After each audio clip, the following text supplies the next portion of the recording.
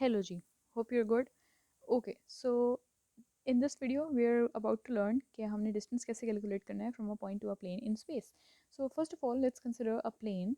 This is a plane, right? अब इसके अंदर हमें हमें क्या चाहिए? हमें then again we need a point which is lying on this in this plane, right? This point is P naught और इसके components जो हैं हम consider कर लेते हैं. This is x naught, y naught and z naught. Okay. अब हम क्या कर रहे हैं, द पॉइंट जिससे हमें डिस्टेंस इस प्लेन तक का लेना है दैट इज़ एस, और यहाँ पे कहीं कहीं पे पड़ा हुआ है. So what we need to do, we need to form a vector over here. What if we form a vector over here. ओहो, थोड़ा उल्टा चला गया, थोड़ा सा. Okay, so this is a vector and this is vector P not S. ठीक है. अब हम क्या करना चाह रहे हैं, हम इसका डिस्टेंस निकालना, इस पॉइंट तक का डिस्टेंस निकालना चाह रहे हैं इस प्लेन तक. तो वो बेसिकली क्या पड़ता है, हमें ये वर्टिकल पड़ता है, राइट. बट हमें एक और चीज़ भी पता है, जब हम प्लेन्स और इसकी बात कर रहे होते हैं तो इक्वेशन ऑफ अ प्लेन के अंदर हमें पता है कि ऐसा वेक्टर होता है जो कि इस प्लेन के परपेंडिकुलर होगा. तो let's say that this is that vector, vector N which is perpendicular to this plane. ठीक है. सो तो हम क्या करते हैं, अगर हमें ये वाला डिस्टेंस चाहिए ना, तो अगर हम इस वेक्टर की ये डिस्टेंस चाहिए, तो हम अगर इस वेक्टर की प्रोजेक्शन देख लें ऑन दिस वेक्टर एन, तो हमें पता लग जाएगा कि वो डिस्टेंस कितना है, ये कितनी हाइट है, राइट. सो ये जितनी हाइट यहाँ पे है उतनी ही यहाँ पे होगी ना, राइट. तो अगर हम प्रोजेक्शन देख लें इस वेक्टर की, इस पी एस वेक्टर की on this vector N, so we will get to know that how much of the distance is this. ठीक है, which will be obviously the same as this one.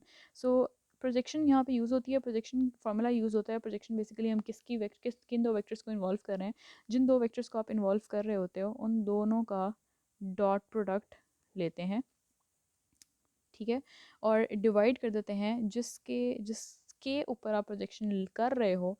यहाँ पर projection किसकी हो रही है, P S P not S vector की projection हो रही है. किसके ऊपर हो रही है, वेक्टर एन के ऊपर. तो जिसके जिसके ऊपर आप प्रोजेक्शन कर रहे होते हो उसके मैग्नीट्यूड से आप डिवाइड कर देते हो.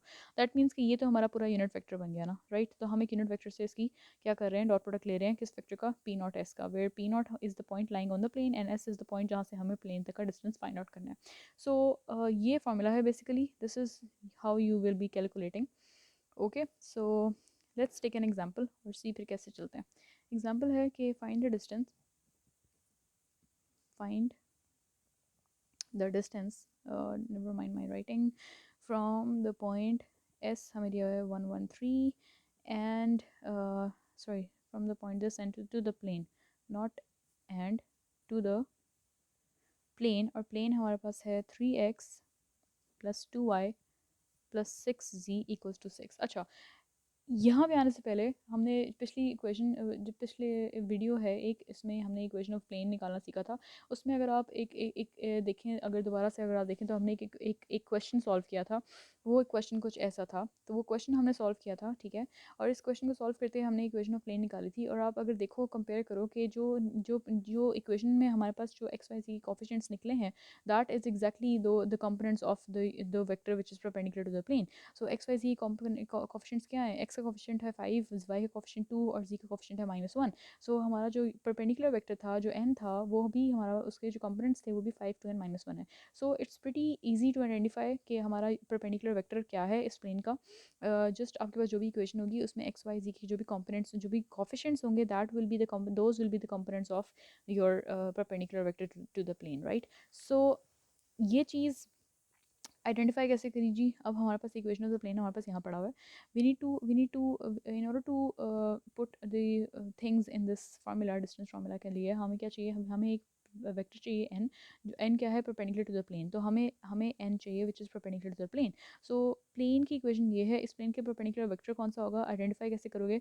इसका x कोफिशिएंट जो है हमें बता देगा n1 कंपोनेंट क्या है, y कोफिशिएंट बता देगा हमारा n2 कंपोनेंट क्या था, और z का कोफिशिएंट बता देगा हमारा n3 का वेक्टर का n3 कंपोनेंट क्या था. सो वेक्टर हमारे पास आ गया 3i plus 2j plus 6k.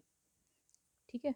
So this is a vector which is, this is the vector which is perpendicular to the plane, this plane. ठीक है, जिसकी इक्वेशन है. दूसरी चीज़ हमें क्या चाहिए था, हमें पॉइंट चाहिए था. पॉइंट हमें एस तो ऑलरेडी गिवन है जिससे हमने डिस्टेंस निकालना है. और जो दूसरा है, जो point lying on the plane, इस प्लेन के ऊपर लाई करने वाला एक पॉइंट चाहिए. तो वो हम कैसे निकाल सकते हैं, हमें ऑब्वियसली पॉइंट तो हमें पता नहीं है. तो in order to find for P not हमें क्या करना है, हमें कोई ना कोई इंटरसेप्ट निकाल लेते हैं। आपकी मर्ज़ी है, आप एक्स इंटरसेप्ट निकालना चाहते हो आप एक्स इंटरसेप्ट निकाल लें, आप वाई इंटरसेप्ट निकालना चाह रहे हो वाई इंटरसेप्ट निकालो, जी इंटरसेप्ट निकालना चाह रहे हो जी इंटरसेप्ट निकालो, कोई एक इंटरसेप्ट निकालो और वहाँ से आपको पॉइंट पता चल जाएगा। So let's take X intercept. X intercept का मतलब है एक्स एक्सिस के ऊपर जहाँ से ये प्लेन कट करके जा रहा है। सो वाई को भी ज़ीरो रखेंगे और जी को भी ज़ीरो रखेंगे, तो हमारा क्या बन जाएगा 3x, बाकी दोनों ज़ीरो हो गए, इज इक्वल टू 6। तो x हमारा क्या हो गया 2। सो दैट मीन्स x2 का मतलब है कि x2 है, बाकी दोनों हमने क्या रखे थे 0। So this will be our point which lying on this plane. So point भी मिल गया, परपेंडिकुलर वेक्टर भी मिल गया, हम इजीली हम अपने फॉर्मूले के अकॉर्डिंग चल सकते हैं। फॉर्मूले के अकॉर्डिंग हमें क्या चाहिए, हमें ये यूनिट वेक्टर चाहिए, हमें पहले पी नॉट एस चाहिए। तो let's calculate P not S first. P not S हम कैसे कैलकुलेट कर सकते हैं, पी नॉट एस में से हम पी नॉट के मेंबर्स को कर देंगे माइनस, तो एस माइनस यानी कि ये आपका आ जाएगा 1 - 2 यानी कि -1, फिर 1 - 0 1 and 3 - 0 3। This is our P not S, ठीक है। उसके बाद हमें क्या चाहिए, हमें एन हमारे पास है, इसको हम डिवाइड कर देंगे इसके मैग्नीट्यूड से, तो N over mod of N is equal to 3। Mod of N क्या हो जाएगा जी, मॉड ऑफ एन हमारे पास आ जाएगा स्क्वायर रूट 9 + 4 + 36। तो ये हमारा कितना बनता है जी,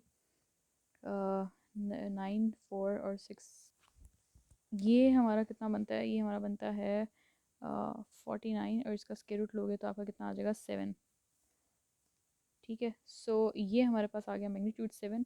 इसको हम 7 से डिवाइड करते रहेंगे, तो एन क्या था 3/7 आई, फिर 2/7 जे और 6/7 के, ये हमारा निकल आया यूनिट वेक्टर, राइट।